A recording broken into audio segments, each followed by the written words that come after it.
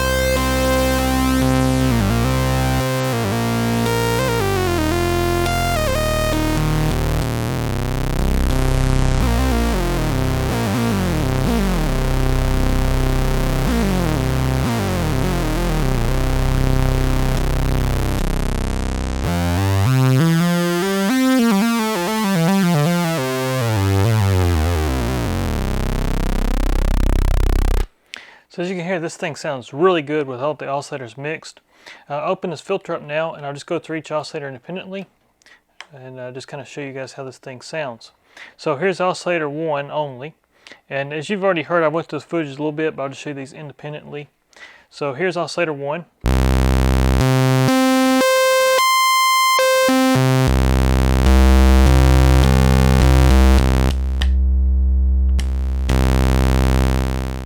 Clean volume pot as well. So there's oscillator 1, here's oscillator 2.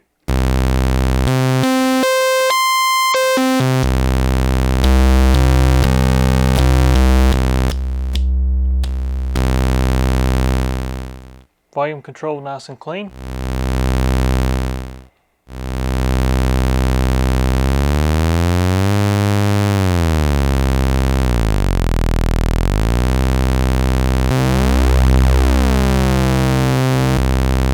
So here's oscillator 2, here's oscillator 3.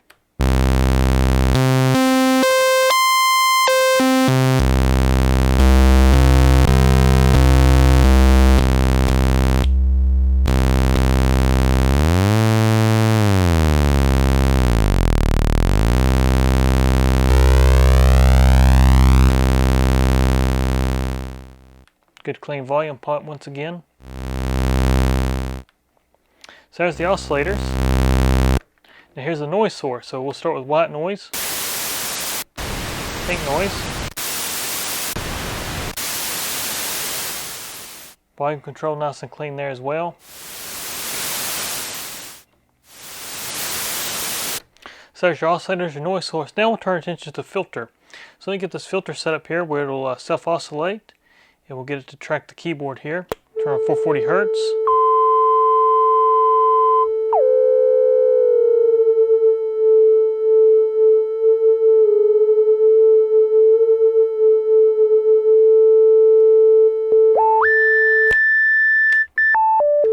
So here's just the filter.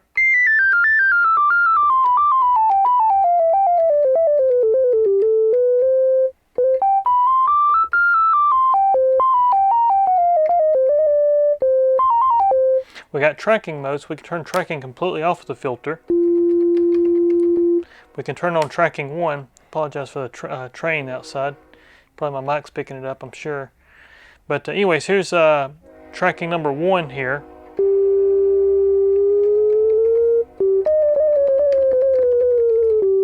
So here's that's number 1, here's number 2.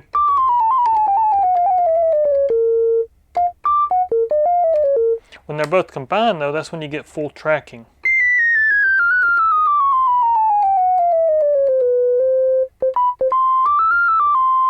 as you can see. So that's your filter tracking the keyboard.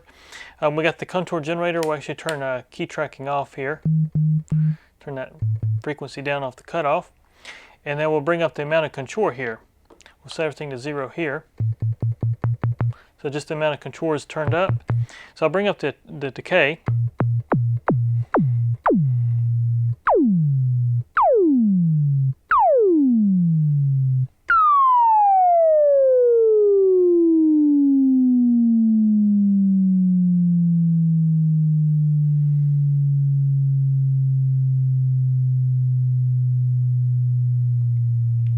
So here's your decay, here's your attack.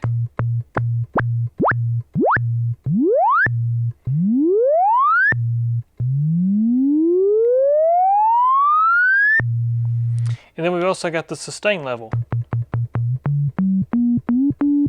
Now what is fun to do with the sustain level, something I like to do is actually put the filter back in tracking.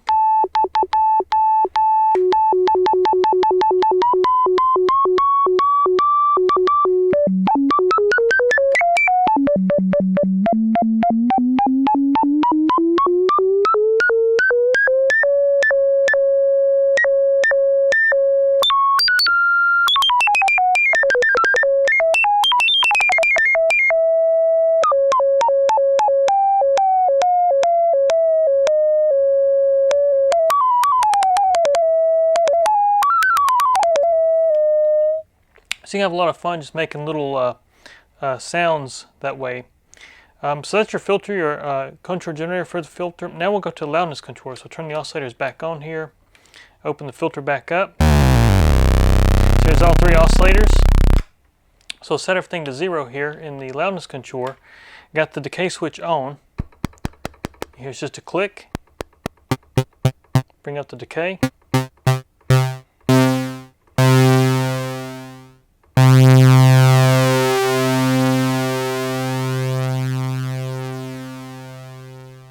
You can hear it die out there.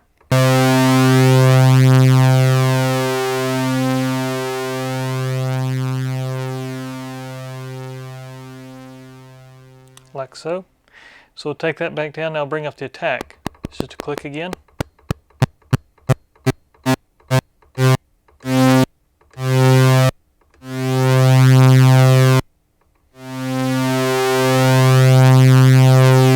So there's our attack. Then we got the sustain. This we can get some really nice percussive kind of stuff, because what the sustain actually does, it controls how low the decay actually goes. Like so. With it all the way down, here it's just a click.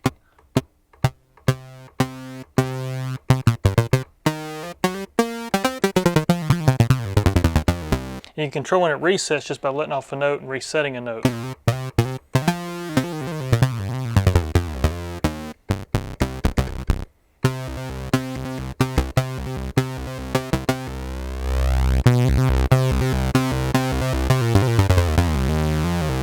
Like so. Combine that with the filter.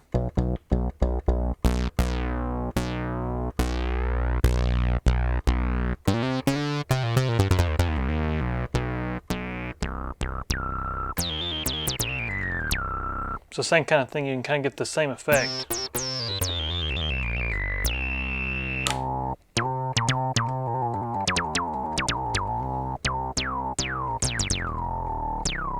So that's your contour generators. I'll go back and show you that the modulation circuit works. So we'll turn oscillator 3 into an LFO source, and then we'll actually modulate the filter first, since we're still kind of in the filter. So let me get this thing to sustain for me.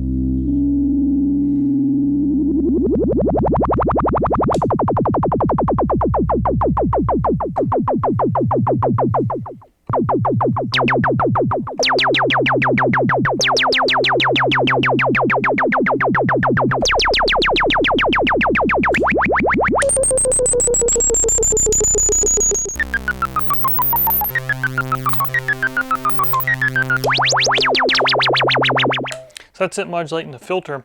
We can also go back to film synthesis by just making this no longer a low frequency oscillator, but making a audio oscillator.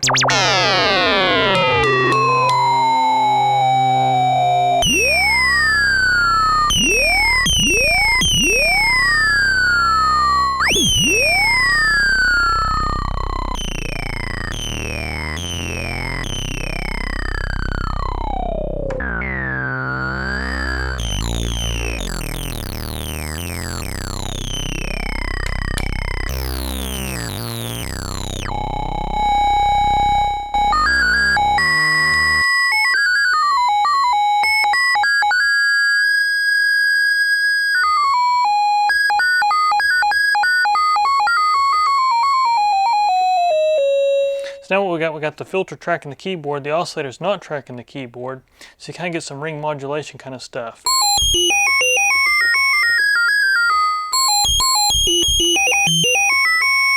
We can do right the opposite. We can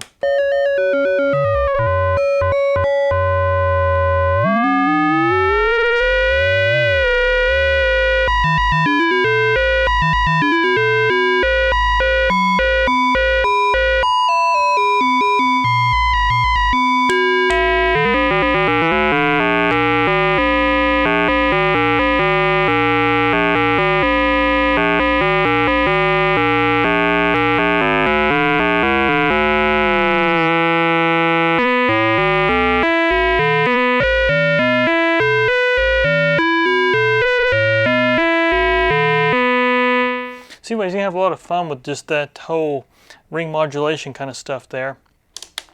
So we'll go back to LFO mode on the Oscillator 3. So you've heard the oscillator modulate off the wheel.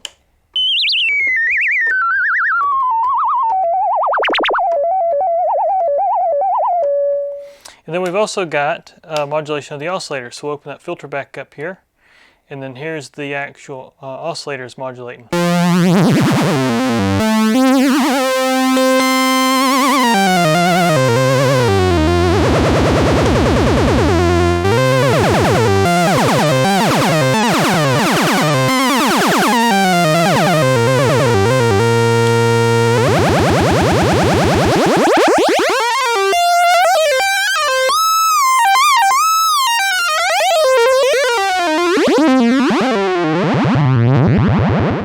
So anyways, you can hear that. That's modulating your oscillators. We also have a modulation mix here, and this allows you to inject noise into the oscillator instead of Oscillator 3. So you have pink and white.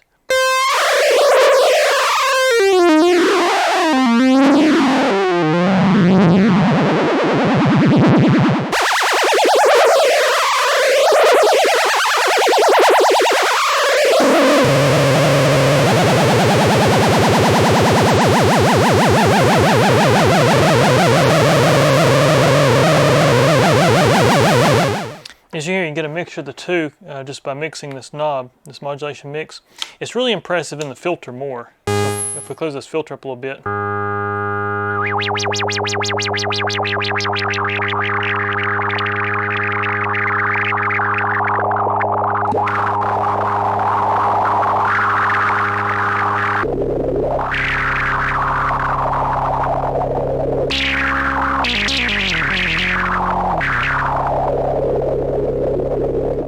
So you can hear that works. So that's the modulation bus.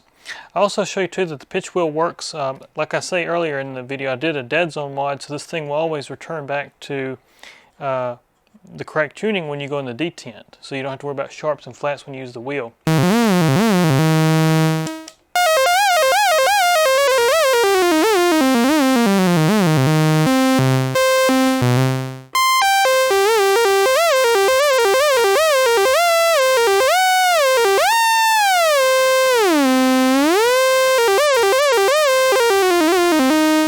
And if I wiggle it within the detent, you'll see it doesn't affect tuning either.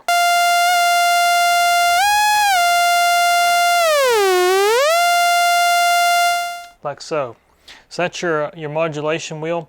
You've also got the decay switch. I ain't going over that yet. So as you hear right now, if we have the decay time set, turn that off.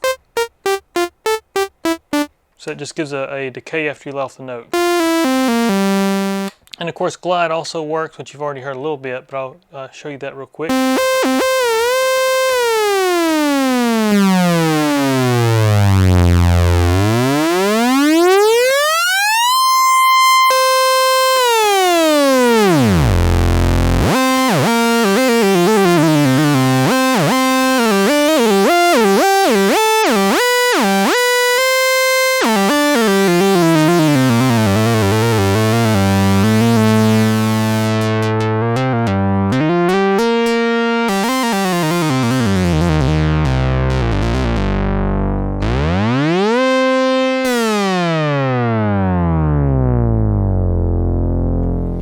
So there's your glide, and that's pretty much your Minimoog. But I just want to take a minute here and go over it for you, Larry, just to kind of show you that everything's functioning. If anybody else was curious about this Minimoog, I appreciate you watching, and there'll be more to come here very soon. Take care.